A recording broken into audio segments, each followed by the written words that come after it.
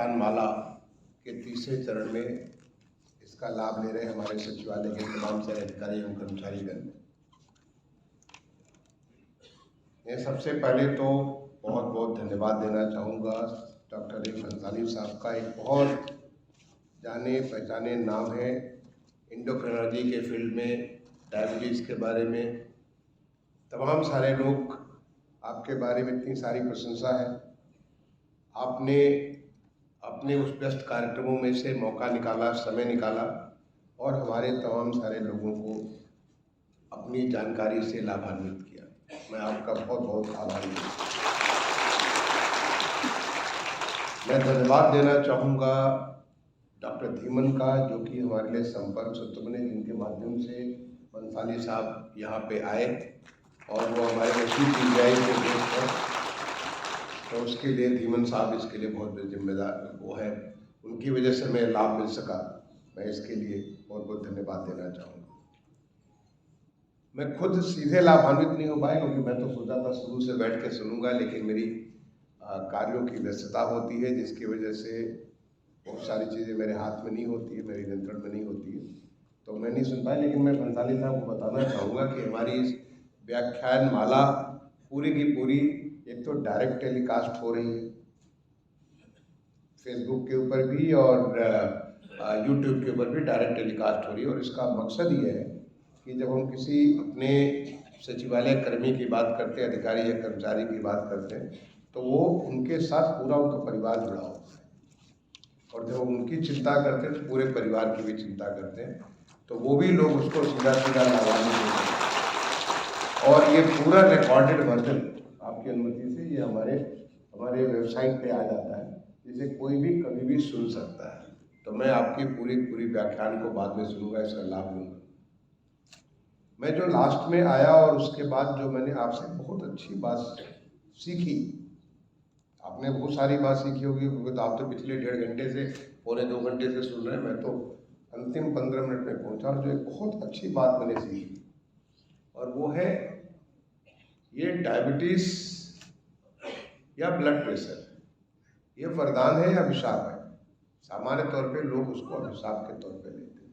आपने बड़ी अच्छी बात की, सब अभिशाप नहीं बल्कि एक वरदान है। ऐसा है, शरीर है तो शरीर के साथ बहुत सारे विकार होंगे ही होंगे। आपने ही बड़ा अच्छा बात बताया कि बच्चा पैदा होता है और 28 दिन के बाद जब वो थोड़ा उसका उम्र बढ़ता, पता चला कि उसको बहुत सारी चीज़ें उसमें विकार आ जाते हैं। वो प्रकृति का नियम है। प्रकृति में जो चीज़ शुरू होती है वो अंत तो होना ही होना है। ये प्रकृति का यही एक अटल नियम है। जो पैदा हुआ है उसे मरना तो है। कब मरेगा, कैसे मरेगा, ये बात इस बात पर निर्भर करेगा कि वो कैसा व्यवहार, आचरण और तमाम सारी चीज़ें करता है, क्या उसकी लाइफ स्टाइल होती है। तो आपने कहा कि भाई ठीक है, आप स्वस्थ हो, लेकिन आप कि लाइफ स्टाइल ऐसी हो। आप प्रेडिक्ट नहीं कर सकते कि हमारी लाइफ शुरुआत कब हुई और कब अंत होने वाली, सो प्रेडिक्ट कोई नहीं कर सकता, ये तो परमेश्वर के हाथ में।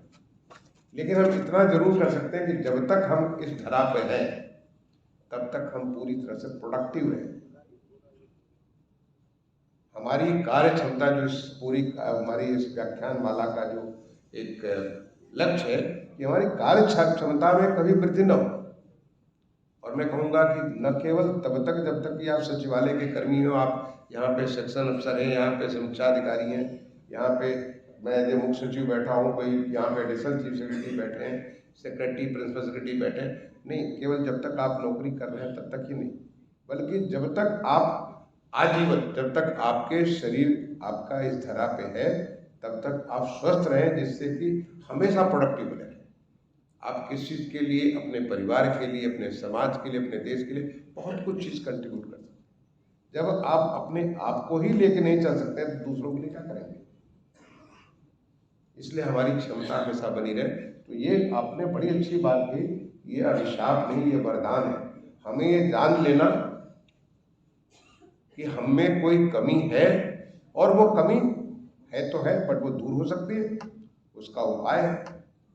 तमाम सारे लोग हैं, डायबिटीज बड़े यंग एज में हो जाता है और उसके बाद में 50 साल तक और पूरी एक्टिविटी के साथ। मैंने नहीं देखा वो कौन कौन से 4 आप लोगों ने तमाम सारे फोटोग्राफ दिखाया, क्या जो भी आपने चूँकि बोला उसको मैंने सुना, बाद में मैं देखूंगा जब यूट्यूब पे देखूंगा।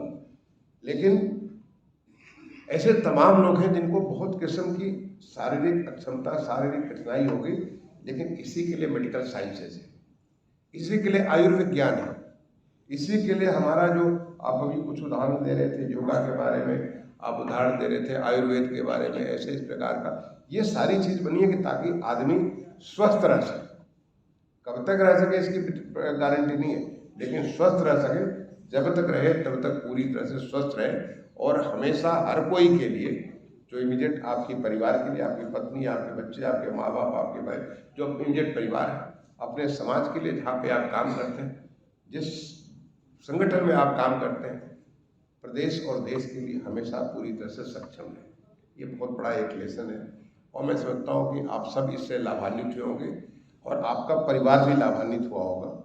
और निश्चित तौर पर जो बातें आपने इतनी अनुभव, आप जो डॉक्टर BC राय पुरस्कार से नवाजे गए हैं, आपको इतना सारा नाम है, बड़ा मुश्किल से आपके अपॉइंटमेंट मिलता होगा जब वहाँ पे जाके, और आपने स्वच्छता से आगे सारी बातें बताई, तो आपने निश्चित तौर पे उसको सुना होगा और सुन करके अपने जीवन में अमल करेंगे, जिससे आपकी कार्यक्षमता में वृद्धि होगी।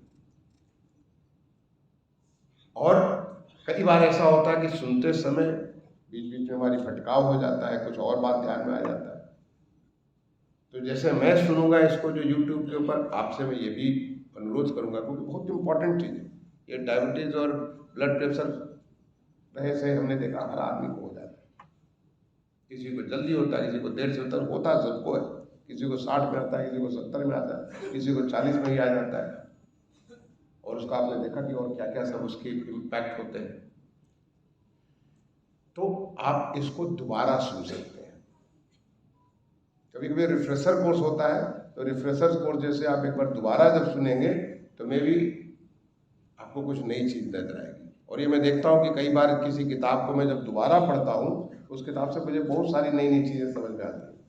अगर एक ही मॉन्यूमेंट को मैं जब आगरा का कलेक्टर था और ताजमहल को एक बार नहीं, चूँकि कलेक्टर की एक जिम्मेदारी ये भी होती, तमाम सारे VVIP आते हैं उनको दिखाने के लिए, तो जब मैं जाता था आगरा के ताजमहल को देखने के लिए, हर बार मुझे कुछ नया ताजमहल में दिखता था, कुछ नई चीज़ दिखती थी। तो ये हमारी सोच होती थी। जब आपको मैं कहूँगा कि इसको एक बार नहीं, भविष्य में कभी परिवार के साथ, अपनी पत्नी के साथ बैठ करके सुनिए, पूरे YouTube पे सुनिए, तो आपको लगेगा अरे ये भी चीज़ करना चाहिए, और उससे फिर आप इसका पूरा लाभ ले सकते हैं। मैं आप सारे लोगों को, अभी नया साल शुरू होने जा रहा है थोड़े दिनों में, आज हम 28 तारीख को बात कर रहे हैं, 3 दिन के बाद ये साल 2022 समाप्त होगा, 2023 का नया साल शुरू होगा। मैं आपको और आपके पूरे परिवार को, आपके जितने भी स्वजन और प्रियजन हैं, हर एक को एक नए साल के लिए आपका साल सुखी साल हो, स्वस्थ साल हो, और अधिक सक्षम हो करके आप जहाँ कहीं भी जो कुछ भी दे रहे हो और अच्छे से दें, इसके लिए आपको बहुत बहुत शुभकामनाएं देता हूँ।